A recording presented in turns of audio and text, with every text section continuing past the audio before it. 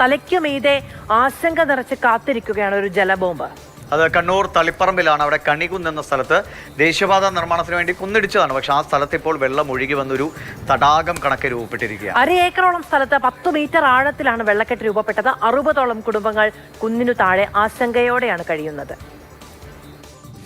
ഒരു പ്രദേശത്തെ ആകെ ഇല്ലാതാക്കാനുള്ള ജലബോംബ് സൂക്ഷിച്ചാണ് ഈ പറയുന്ന കണ്ണൂർ തളിപ്പറമ്പ് പട്ടുവം കണിക്കുന്നിൽ ദേശീയപാത നിർമ്മാണം പുരോഗമിക്കുന്നത്. ഇവിടെ ഒരു വലിയ തടാകം പോലെ 1/2 ഏക്കറോളം സ്ഥലത്ത് 10 മീറ്റർ ആഴത്തിൽ വലിയ രീതിയിൽ വെള്ളം കെട്ടിക്കിടക്കുന്നത് കാണാം. ദേശീയപാതയ്ക്കായി ഇവിടെ നിർമ്മിക്കുന്ന സ്ഥലമാണ്. ഈ വഴിയാണ് ദേശീയപാത കടന്നു പോകേണ്ടത്. അപ്പോൾ അതിനായി നിർമ്മിച്ച സ്ഥലമാണ്. അപ്പോൾ ഇവിടെ റോഡ് നിർമ്മാണം തുടങ്ങിയിട്ടേ ഉള്ളൂ.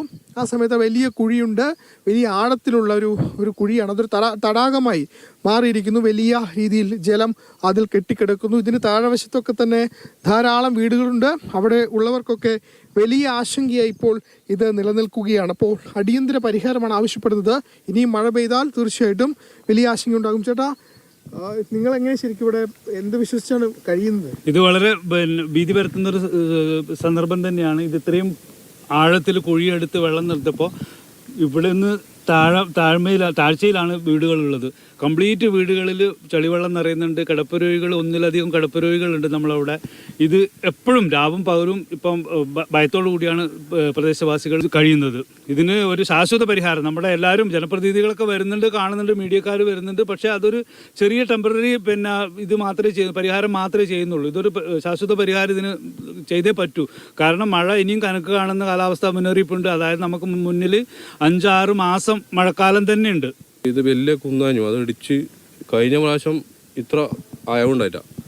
ഇപ്പോൾ വെള്ളം ചെറുങ്ങനെ കെട്ടി വെക്കുമ്പോൾ ആടുന്ന് കട്ട് ചെയ്തിട്ട് വെള്ളം ചെറിയ തോടിലേക്കൂടെ വിടുകയായിരുന്നു. അപ്പോൾ അത്ര വലിയ പ്രശ്നമുണ്ടായി. ഇപ്രാവശ്യം എന്ന് വെച്ചാൽ ഇവർ വർക്ക് തീർക്കാൻ വേണ്ടിയിട്ട് സ്പീഡായിട്ട് പണിയെടുത്തിട്ട് ഇത് കുറേ താത്തതെന്ന് വെച്ചാൽ ഏകദേശം ഒരു 80 മീറ്ററോളം അടിയിലേക്ക് പോയിട്ടുണ്ട്. ഇതിൻ്റെ അപ്പുറത്തെ സൈഡ്, ഈ റോഡ് കഴിഞ്ഞ അപ്പുറത്തെ സൈഡിൽ ഈ ഹൈവേ വരുന്ന സ്ഥലം അതും ഇതേ അളവിൽ അപ്പുറം താത്തു വെച്ചു. ഈ റോഡ് ഒരു വരമ്പ് പോലെ അവിടെ വെക്കും.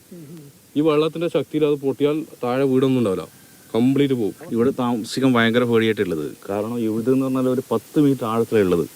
ഇത് കഴിഞ്ഞ പ്രാവശ്യം ഇങ്ങനെ ഉണ്ടായിട്ടില്ല. ഈ മാസം കഴിഞ്ഞ് ഈ മെയ് മാസം ഫസ്റ്റ് വന്നിട്ട് ഇതൊക്കെ എടുത്ത് ഇവിടെ വലിയ കുണ്ടാക്കി വെച്ചിട്ട് പോയത്.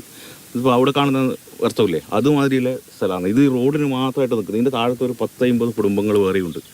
ഇത് കുപ്പം വരെ പോകുന്നതാണ്. അപ്പോൾ ഇത് എന്താ പൊട്ടാൻ സ്ഥിതി വന്നില്ലെങ്കിൽ ഈ ഭാഗത്ത് ആരും ഉണ്ടാവില്ല.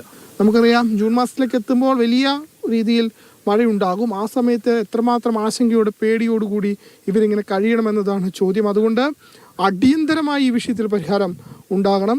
ജീവിക്കാൻ കഴിയാത്ത അവസ്ഥയിലാണ് ഒരു പ്രദേശം ആകെയുള്ളത്. അത് മനസ്സിലാക്കിക്കൊണ്ടുള്ള ഇടപെടൽ വേണമെന്നതാണ് ആവശ്യം. കണ്ണൂരിൽ നിന്നും ഷാജു ചന്ദ്രപുരയ്ക്കൊപ്പം ഫെലിക്സ്, മാതൃഭൂമി ന്യൂസ്.